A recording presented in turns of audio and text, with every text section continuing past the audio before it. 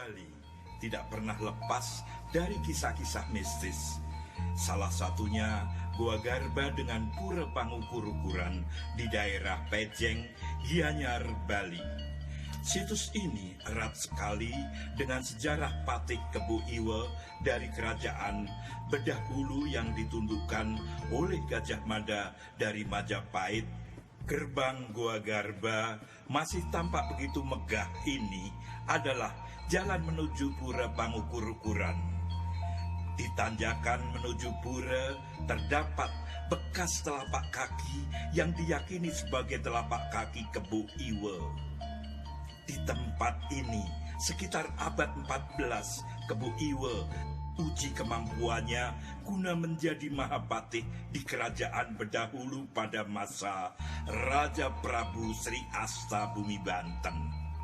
Gua Garba dikenal sebagai tempat pertapaan Sang Patih dalam mematangkan ilmu kesaktiannya serta mengolah batin, mempelajari ilmu kebrahmanaan. Masyarakat mempercayai bahwa Gua Garba peninggalan Patih Kebu Iwe mengandung energi aura positif, sehingga wajar jika sering dijumpai masyarakat setempat atau luar daerah Bali yang bertapa atau bersemedi. Makhluk dimensi astral yang berada di tempat ini berwujud sosok tinggi besar, penuh wibawa, sering tampak berkelebat atau terdiam di samping kolam mata air di bawah pohon preh. Apakah gambaran sosok ini adalah wujud dari Sang Patih? Entahlah, yang jelas semua peziarah di Gua Garba harus memiliki pikiran dan hati yang bersih. Situs Warung Boto berlokasi di Jalan Veteran Ubul Harjo, Yogyakarta. Berdasarkan Babat Momana serta Serat Rerengan, dijelaskan bahwa Pesanggrahan Rejowinangun mulai dibangun pada tahun 1711 merupakan karya sang putra mahkota yaitu KGPAA Hamengkunegara. Kemudian pada tahun 1792 dan bergelar Sri Sultan Hamengkubuwono II. Di dalam situs ini terdapat banyak ruangan serta pintu dengan jendela berukuran besar. Konon tempat ini adalah kolam renang keluarga kerajaan. Sebelum dipugar, situs petilasan ini tampak menyeramkan, apalagi saat malam hari membuat bulu kuduk berdiri bagi orang yang melewati. Bangunan tua milik Keraton Yogyakarta dengan bahan batu bata merah yang tebal dalam kondisi hancur. Selalu dipercaya masyarakat pasti terdapat makhluk gaib sebagai penunggu. Namun setelah dilakukan pemugaran bangunan tersebut, tetap saja ketika malam mulai tiba memerlukan kekuatan mental tersendiri. Tempat ini juga dipakai untuk semedi sang raja. Melihat arsitektur bangunan, aroma balutan misteri saat ini terasa di setiap sudut dan lorong. Tak pelak cerita penampakan tentang orang-orang pada masa lalu dengan busana Jawa menjadi mitos dikenal dengan Sang Bau Rekso. Lereng Merapi belahan timur, Dusun Selo Samiran, Kabupaten Boyolali mempunyai sejarah panjang berawal dari runtuhnya Kerajaan Majapahit setelah kejayaan Demak Bintoro.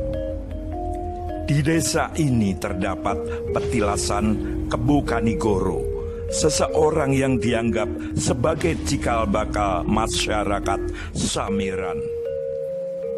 Ia adalah saudara kandung Kebu Kenanga, putra dari Ratu Pembayun, putri dari Kertabumi atau Brawijaya V.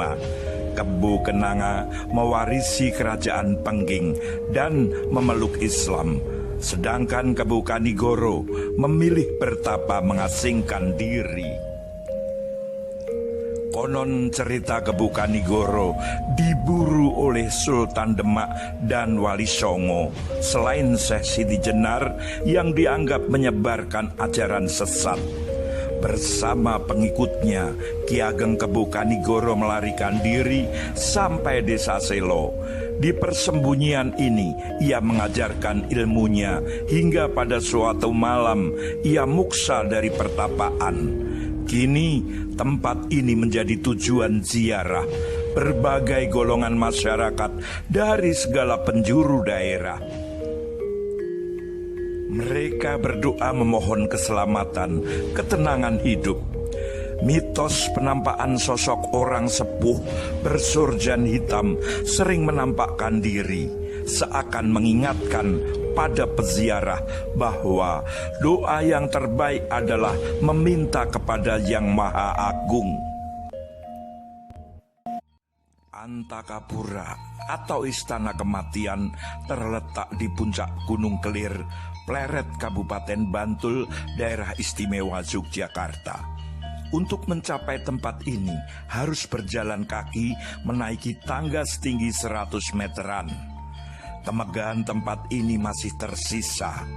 Kesan angker begitu melekat. Di dalam komplek terdapat 28 nisan kuno. Satu nisan berada di belakang di bawah pohon besar yang telah berusia ratusan tahun. Inilah makam Dalang Panjang Mas. Sedangkan di halaman inti salah satunya makam Ratu Mas Malang. Istri dari Dalang Panjang Mas, seorang dalang keraton pada masa Amangkurat I, Raja Mataram generasi ketiga, yang mempunyai nama asli Retno Gumilang atau Nyai Teruntum, sangatlah cantik sehingga Amangkurat I jatuh cinta dan ingin memperistrinya. Demi ambisi nafsu, maka perbuatan keji pun dilakukan Amangkurat I, membunuh semua rombongan Dalang Panjang Mas dengan cara diracun. Kemudian Ratu Mas Malang dijadikan permaisuri. Ratu Mas Malang meninggal dunia karena sakit.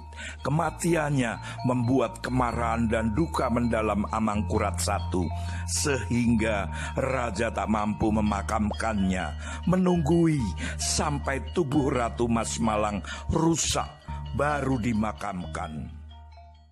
Gunung Kelir tak lepas dari cerita mitos, antara lain seekor naga yang menghuni mata air di belakang makam, serta cerita makhluk astral menyeramkan. Apapun ceritanya, banyak peziarah mendatangi tempat ini.